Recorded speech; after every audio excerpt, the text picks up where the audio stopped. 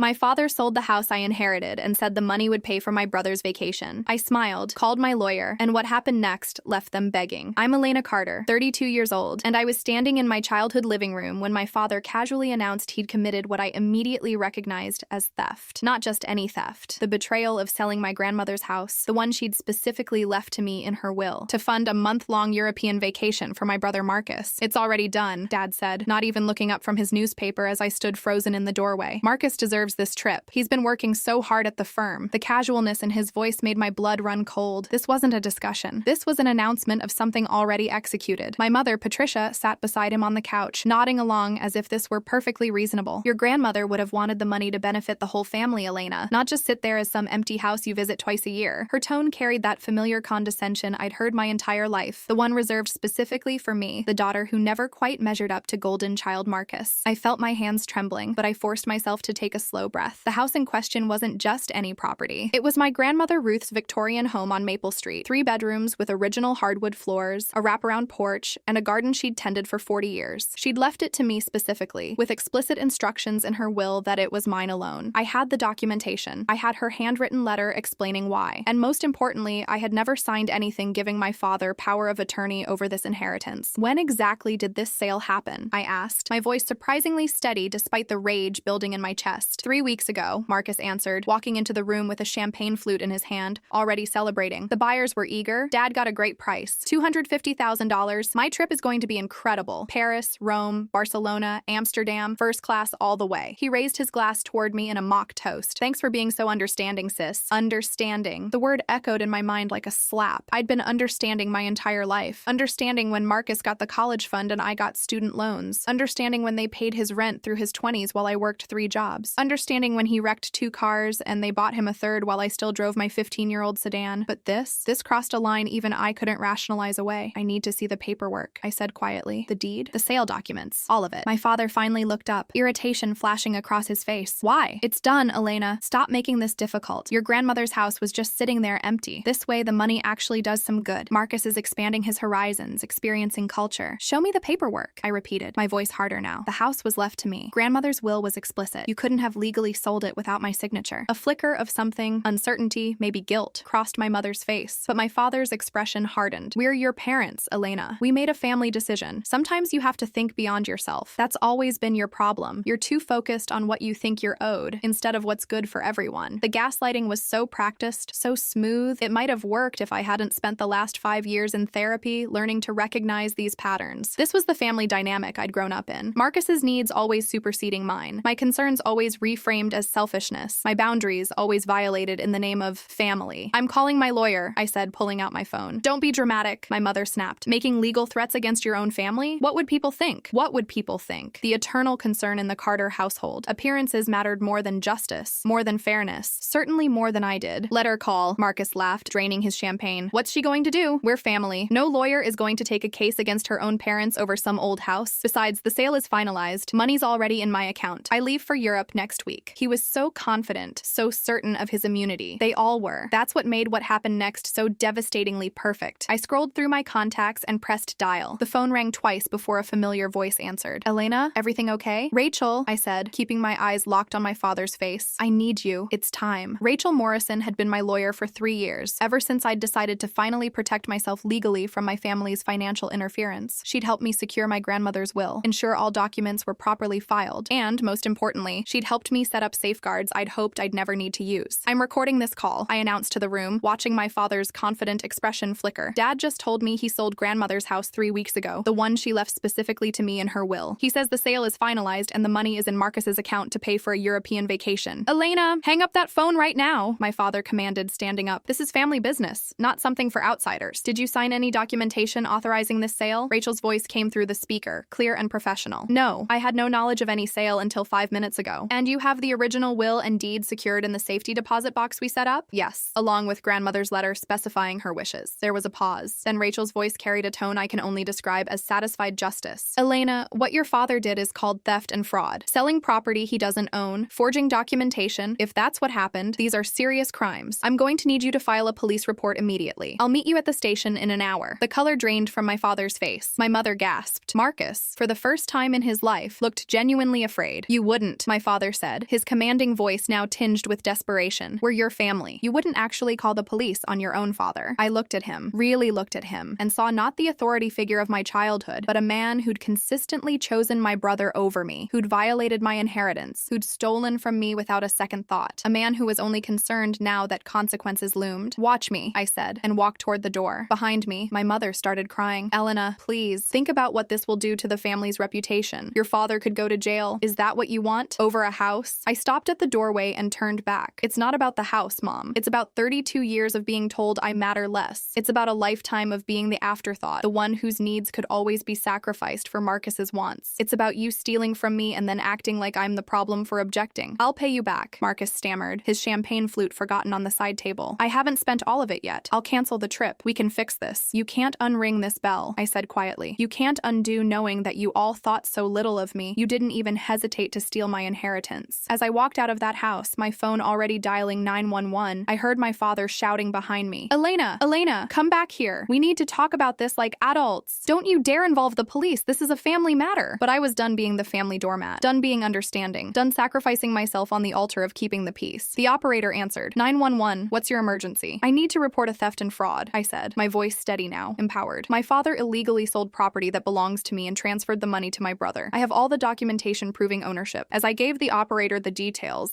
I could hear my family's panic escalating inside the house. Voices raised, accusations flying, not at the person who'd committed the crime, but at me, for daring to hold them accountable. That's when I knew. Whatever happened next, I'd already won. Not because of the house, not because of the money, but because I'd finally chosen myself. And there was no going back. The police station smelled like burnt coffee and old paperwork. I sat in a small gray room across from Detective Sarah Chen, a woman in her 40s with sharp eyes that missed nothing. Rachel sat beside me, her briefcase open, documents already organized in neat stacks. Let me make sure I understand this correctly, Detective Chen said, reviewing the police report I'd just filed. Your grandmother left you her house and her will. The property was legally transferred to your name after her death 2 years ago. You have the deed, the will, and a personal letter from your grandmother explaining her wishes. And 3 weeks ago, your father sold this property without your knowledge or consent, then gave the proceeds to your brother for a vacation. That's correct, I confirmed. I never signed any sales documents. I never authorized any transfer of ownership. I didn't even know about the sale until an hour ago when my father casually announced it was already done. Rachel slid a folder across the table. This is Elena's deed to the property, recorded with the county 2 years ago. This is Ruth Henderson's will, probated and finalized. And this is the letter Ruth wrote to Elena explaining why she wanted her granddaughter specifically to have the house. Detective Chen read my grandmother's letter, her expression softening. Ruth had written it 6 months before she died, when she knew the cancer was winning. Her handwriting was shaky, but her words were crystal clear. To my beloved Elena, who has always been overlooked in favor of her brother, who has worked so hard for everything she has, who deserves something that is truly hers alone. This house is your sanctuary, your security, your future. Never let anyone take it from you. Your grandmother knew your family's dynamics, Detective Chen observed. She lived them for 80 years, I replied. She watched my father treat Marcus like royalty and me like an afterthought. Before she died, she told me, don't let them bully you, Elena. Stand your ground. This house is yours, legally and morally. I should have listened to her warnings about what might happen. Detective Chen closed the folder. Based on this documentation, we have probable cause for fraud and theft charges. If your father forged your signature or claimed authority he didn't have to execute the sale, that's a serious crime. I'm going to need to bring him in for questioning. My phone had been buzzing nonstop since I left the house. I glanced at the screen. 17 missed calls from my mother, 9 from Marcus, 6 from my father, and a string of increasingly desperate text messages. Mom, how could you do this to your own family? Marcus, you're really going to ruin my life over money? What happened to you? Dad, call off the police right now. We can work this out. Don't destroy this family. Rachel saw me reading them. Don't respond to any of those. Anything you say can be used to claim you're willing to negotiate or drop charges. Right now, silence is your strongest weapon. What about the buyers? I asked Detective Chen. The people who purchased the house, are they going to lose their money? That depends on several factors, she replied. If they purchased in good faith, believing your father had legal authority to sell, they may have some protection. But the sale itself is likely invalid. This is going to get complicated, which is why we need to move quickly. The longer money changes hands, happens, the messier the legal situation becomes. She stood up. I'm going to send officers to bring your father in for questioning. In the meantime, I need you to write down everything you remember about your grandmother's wishes, your relationship with your family regarding money and inheritance, and any other relevant details. Rachel, I assume you'll be filing civil charges as well? Absolutely, Rachel confirmed. We'll be seeking full restitution, legal fees, and damages for emotional distress. This family has a pattern of financial abuse toward Elena. This is just the most egregious example. 2 hours later, I was sitting in Rachel's office when my phone rang. An unknown number. I looked at Rachel, who nodded for me to answer. Hello? Elena, it's me. My father's voice was tight with barely controlled rage. I'm at the police station. They're treating me like a criminal. Do you have any idea what you've done? Do you understand that I could be arrested? That this could ruin my reputation, my career, everything I've built? Did you sell my house without my permission? I asked calmly. It was a family decision. Did you forge my signature on sale documents? Silence. Long, damning silence. How did you do it, Dad? I pressed. Did you hire someone to forge my signature? Did you claim to have power of attorney you don't actually have? Did you lie to the real estate agent and the buyers about having authority to sell? I'm your father, he finally said, his voice now shaking. I was trying to help Marcus. He's been stressed at work. He needed this vacation, and that house was just sitting there empty. Answer the question. How did you illegally sell property that doesn't belong to you? More silence. Then, I had a notary who owed me a favor. I told her you'd already signed the papers but couldn't be there in person. She notarized documents without you present. My breath caught. He'd actually admitted it on a recorded police line. That's fraud, Dad. That's a felony. The notary could lose her license and face criminal charges too. Elena, please. His voice cracked. I'm begging you. Drop this. We'll return the money. Marcus won't take the trip. We'll make this right. Just don't press charges. Think about your mother. Think about what this will do to her. Where was this concern for consequences when you stole from me? I asked. Where was the family loyalty when you decided Marcus's vacation mattered more than my inheritance? It was just money. It was my grandmother's house. My calm finally broke. It was the one thing she left specifically to me. It was her way of telling me I mattered, that I was valued, that someone in this family actually saw me as worthy. And you took it. You took it like it meant nothing. Like I meant nothing. That's not true. It's always been true, Dad. Every birthday you forgot, every achievement you ignored, every time you chose Marcus over me. Grandmother saw it. She tried to protect me from you even after death, and you couldn't even respect her dying wishes. Miss Carter, Detective Chen's voice came through in the background on my father's end. We need you to come with us now. Elena, wait, my father started, but the line went dead. Rachel was watching me with concern. You okay? I don't know, I admitted. Part of me feels guilty. He's still my father, but another part of me feels free for the first time in my life. That's normal, she assured me. Toxic family dynamics create trauma bonds that make you feel responsible for their consequences even when you're the victim. What your father did was theft. What your family has done to you for years is financial and emotional abuse. You're not wrong for holding them accountable. My phone rang again. This time, it was my mother. Don't answer, Rachel advised. Let it go to voicemail. We listened as my mother's message played on speaker. Elena Marie Carter, you call me back this instant. Your father is being questioned by police like a common criminal because you're being selfish and vindictive. Marcus is devastated. He's already had to cancel his flights and hotel reservations. Do you know how much money we're losing on cancellation fees? This is about that house, isn't it? You've always been jealous of Marcus. You've always been difficult. But this is unforgivable. You're tearing this family apart. When you're done with this tantrum, don't expect us to welcome you back with open arms. You've made your choice. The message ended. Rachel raised an eyebrow. She's blaming you for reporting a crime someone else committed. That's always been her way, I said quietly. Marcus is never responsible for his actions. Dad is never wrong, and I'm always the problem for not going along with it. Well, you're not going along with it anymore, Rachel said firmly. And here's what's going to happen next. The police will investigate the sale. They'll interview the real estate agent, the buyers, the notary your father bribed. The evidence will show that your father committed fraud. The district attorney will decide whether to press criminal charges. Simultaneously, we'll file a civil lawsuit to void the sale and recover damages. What about the buyers? The innocent people who bought the house thinking everything was legitimate? They'll sue your father for fraud too, Rachel explained. They gave him money for property he didn't own. Their recourse is against him, not you. This is going to be financially devastating for your parents. Between legal fees, restitution to the buyers, restitution to you, and potential criminal penalties, they're looking at hundreds of thousands of dollars in losses. And Marcus, if he received stolen money knowing it was stolen, he could face charges as an accessory. At minimum, he'll have to return every penny. His European fantasy is definitely over. My phone buzzed with a text from my brother. I hope you're happy. Dad might go to jail because of you, over a stupid house. You've always been jealous that I'm the successful one, that I'm the favorite. This is your revenge for being the loser sister. I'll never forgive you for this. I showed the message to Rachel. Evidence of his knowledge that the money was stolen. Save that. He just called himself the favorite, I noted. At least he's finally admitting what we all knew. Narcissists always reveal themselves eventually, Rachel said. The question now is, are you prepared for what comes next? Because your family isn't going to go quietly. They're going to try every manipulation tactic they know. Guilt, anger, playing the victim, turning extended family against you. This is going to get uglier before it gets better. I know, I said, but I can't keep keep living as the family scapegoat. I can't keep sacrificing myself so they can feel comfortable. Grandmother tried to give me a foundation, literally and figuratively. A place that was mine. Security I'd earned through years of being the overlooked daughter. I have to fight for it. Then we fight, Rachel agreed. And Elena, we're going to win. As I left Rachel's office, the sun was setting. My phone continued buzzing with messages from relatives I barely knew, all suddenly very invested in family unity and asking me to be reasonable and think of the embarrassment I was causing. Cousins texting that I was overreacting. Aunts calling to say families forgive each other. But none of them asked what my father had done to me. None of them acknowledged the betrayal. None of them seemed to care that I was the victim of a crime. That night, alone in my apartment, I pulled out the box of things my grandmother had left me. Photos of us together, her recipe cards with notes in the margins, a bracelet she'd worn every day, and at the bottom, another letter I'd forgotten about, sealed in an envelope with my name written in her shaky handwriting. I opened it with trembling fingers. My dearest Elena, if you're reading this, I'm gone, and I suspect your father has tried something terrible. I know my son. I raised him, and I've watched him favor Marcus over you since you were both children. It broke my heart. When I leave you my house, he will be angry. He will feel entitled to it, to control it, to use it as he sees fit. He may even try to take it from you. If he does, don't let him. Fight. Stand your ground. You deserve that house, that security, that foundation. You've earned it by being strong when they made you feel weak. Please, my darling girl, don't let them diminish you anymore. Love, Grandma Ruth. Tears streamed down my face. She'd known. She'd predicted exactly what would happen, and she'd given me permission. No, she'd begged me to fight back. I picked up my phone and typed a message to Rachel, whatever it takes. We see this through to the end. Her response came immediately. That's my girl. See you in court. Tomorrow, the real battle would begin. But tonight, for the first time in 32 years, I felt like I was finally honoring myself. And somewhere, I knew my grandmother was proud. The next morning, I woke to find my story had gone viral in ways I never anticipated. Someone, probably Marcus or my mother, had posted on social media painting me as the villain. Daughter calls police on her own father over family disagreement about inheritance. Some people value money over family. The post had hundreds of comments, most from people who didn't know the full story. Ungrateful daughter. Money destroys families. She'll regret this when he's gone. But there were other voices too, quieter but growing stronger. Why did the father sell property that wasn't his? This sounds like more than a disagreement. Where's the daughter's side? I got a call from my Aunt Linda, my mother's sister, who I'd always been closest to in the extended family. Elena, honey, I need to hear your version. Your mother is telling everyone you're being vindictive, but something doesn't add up. She keeps saying family disagreement, but won't explain what actually happened. So I told her everything. The inheritance, the illegal sale, the forged documents, the money already spent on Marcus's vacation. When I finished, there was a long silence. He forged your signature? Linda's voice was tight. Patricia knows he forged your signature and she's calling you the problem? She thinks family should cover for family, I said quietly, that I should have just accepted it to keep the peace. That's not family, Elena. That's enabling a crime. I'm so sorry.